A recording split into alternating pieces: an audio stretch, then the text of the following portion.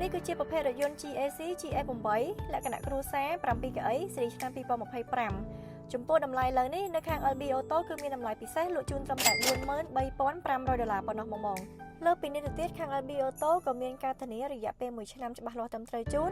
បូករួមជាមួយនឹងការបន្ថែមជូនជាច្រើនមុខទៀតដូចជាការ free ស្លាកលេខ free កម្រាលជើង VIP free UV កញ្ចក់និងការ free ដឹកជូនដល់ផ្ទះផងដែរសម្រាប់រថយន្តលក្ខណៈគ្រួសារ7កៅអីមួយគ្រឿងនេះមានទំហំម៉ាស៊ីន 2.0 ជាប្រភេទ Turbo Charge ដែលមានកម្លាំងសេសរហូតដល់248 horsepower បូករួមជាមួយនឹងកម្លាំងរមុល400 Newton meters លើពីនេះទៀតគឺបងអាចជន់ល្បឿនមករហូតដល់210 km ក្នុងរយៈពេល1ម៉ោងកន្លែងមកមើលពីចង្គៀងផ្នែកខាងមុខរថយន្តវិញម្ដងតាក់ទងជាមួយនឹងចង្គៀងគឺគេប្រើជាលក្ខណៈចង្គៀងគុជ4គ្រាប់សងខាងសរុបទាំងអស់គឺ8គ្រាប់ហើយបើសិនជាយើងមកមើលពីទំហំកង់វិញតាក់ទងជាមួយនឹងរថយន្តមួយគ្រឿងនេះគឺមានទំហំកង់20អ៊ីងបងហើយចំពោះរថយន្តមួយគ្រឿងនេះផងដែរនៅក្នុងស្តុកបច្ចុប្បន្នខាង LB Auto សូមបញ្ជាក់ថាគឺមានតែមួយគ្រឿងគត់សម្រាប់ពណ៌គឺពណ៌ខ្មៅដូចនៅក្នុងវីដេអូនេះតែម្ដងចំពោះផ្នែកប៉ាណាខាងមុខរថយន្តគឺមានភាពស្រស់ស្អាតក៏ដូចជាមានសារៈសំខាន់ក្នុងការធ្វើឲ្យលំហូរខ្យល់ងាយចូលដើម្បីទៅស្អំម៉ាស៊ីននៅខាងក្នុងរថយន្តផងដែរបើសិនជានិយាយអំពីប្រវែងនៃរថយន្តនេះវិញនោះចំពោះរថយន្តនេះគឺមានប្រវែងបណ្ដោយ 4.9 ជាមួយនឹងប្រវែងទទឹង 1.9 ហើយចំពោះកម្ពស់របស់វាវិញគឺ 1.7 តាក់ទងជាមួយនឹងទម្ងន់នៃរថយន្តនេះគឺមានទម្ងន់សរុបជារួមគឺ2តោនកន្លះចំពោះផ្នែកខាងក្រោយនៃរថយន្តគឺបងអាចធ្វើការបញ្ជាបិទបើកគូតក្រោយដោយស្វ័យប្រវត្តិតែម្ដងហើយបើសិនជាយើងមើលទៅលើបំពង់ស៊ីម៉ាំងវិញនោះចំពោះបំពង់ស៊ីម៉ាំងគឺគេ design ជាលក្ខណៈបំពង់ស៊ីម៉ាំងភ្លោះដែលមាន2សងខាងតែម្ដងរថយន្តមួយគ្រឿងនេះបានបំពាក់ជាមួយនឹង sensor 12គ្រាប់ដែលគេហៅថា ultrasonic sensor ដែលវាមានភាពឆ្លាតវៃងាយស្រួលក្នុងការចូលចតក៏ដូចជាសុវត្ថិភាពខ្ពស់ផងដែរបន្ថែមពីនេះវាក៏បានភ្ជាប់មកជាមួយនឹងកាមេរ៉ា360ដឺក្រេដែលមានភាពងាយស្រួលក្នុងការមើលជុំវិញបរិវេណរថយន្តរបស់យើងហើយចំពោះរថយន្តនេះផងដែរគឺបានបំពាក់ជាមួយនឹងពងសុវត្ថិភាព6គ្រាប់សូមបញ្ជាក់ផងដែរថាប្រភេទរថយន្ត GAC GS8 មួយគ្រឿងនេះគឺជាប្រភេទរថយន្ត 4 wheel drive ដែលធ្វើឲ្យបងប្អូនកាន់តែមានភាពងាយស្រួលក្នុងការបើកបរបានគ្រប់ស្ថានភាពផ្លូវតែម្ដងបើសិនជានិយាយអំពីល្បឿនវាវិញនោះគឺបងអាចធ្វើការជាន់ល្បឿនចាប់ពីកុងទ័រ0ឡើងទៅដល់100ត្រឹមតែរយៈពេល9វិនាទីតែប៉ុណ្ណោះងាកមកមើលអំពីកញ្ចក់មើលខាងក្រោយវិញម្ដងចំពោះកញ្ចក់មើលក្រោយនេះគឺជាប្រភេទកញ្ចក់ក្តោបអូតូ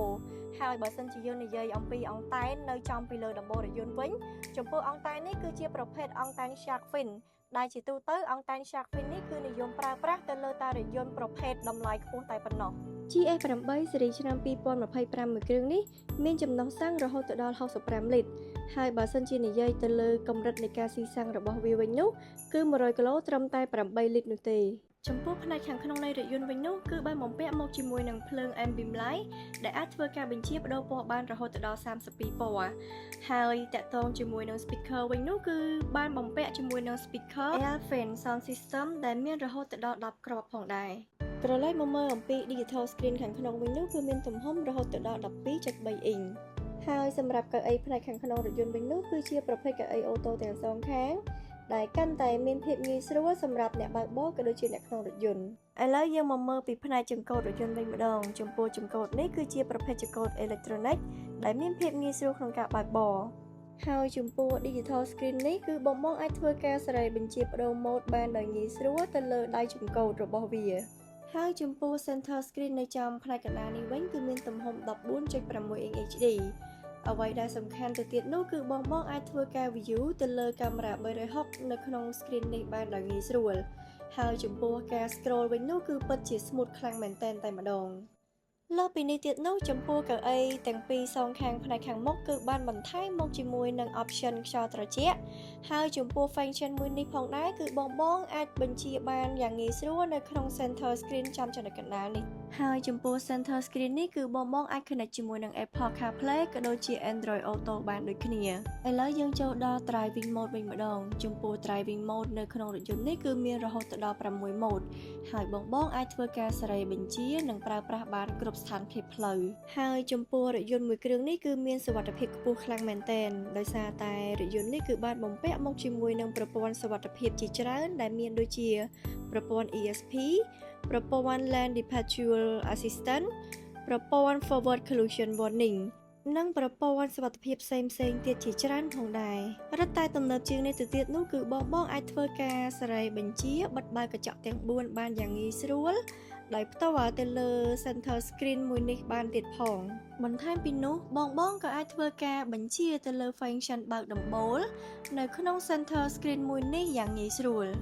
ហើយចំពោះក្លុបផ្នែកខាងក្រោយវិញនោះគឺអាចធ្វើការបបញ្ជាបិទបើកបានជាច្រើនរបៀបទៀតផងយើងអាចធ្វើការបិទបើកទៅតាម smart key ក៏ដូចជាតាម center screen នៅខាងក្នុងរថយន្តអ្វីដែលគ្រប់រថយន្តទាំងអស់ត្រូវតែមាននោះគឺទៅលើ function wireless charge មួយនេះហើយចំពោះរថយន្តមួយនេះគឺមានដូចគ្នា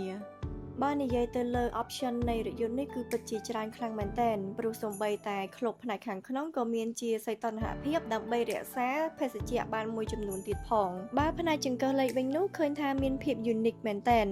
ហើយរថយន្តមួយនេះក៏បានបំពាក់មកជាមួយនឹងហ្វ្រាំងដៃ electronic អមជាមួយនឹង option auto hold ផងដែរប្រសិនបើក្រឡេកមកមើលអំពីកៅអីជួរផ្នែកកណ្ដាលនេះវិញឃើញថាមានសភាពធំទូលាយក៏ដូចជាផាសុកភាពខ្លាំងមែនទែន